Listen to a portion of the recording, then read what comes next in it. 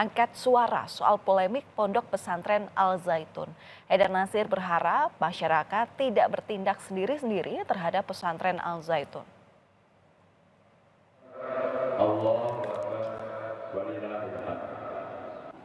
Haidar meminta pemerintah untuk menertibkan Pondok Pesantren Al Zaitun yang dianggap menyimpang dari ajaran agama Islam.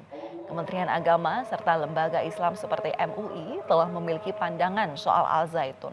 Haidar percaya Menko Polhukam Mahfud MD bisa menyelesaikan masalah yang ditimbulkan oleh Al Zaitun.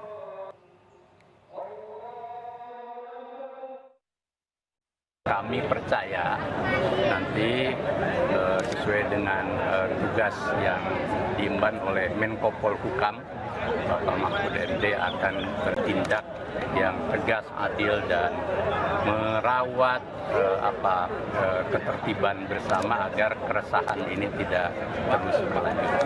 Dan harapan kami juga kepada seluruh masyarakat, jangan bertindak sendiri-sendiri dan kemudian lalu kita menjadi terpecah belah soal ini.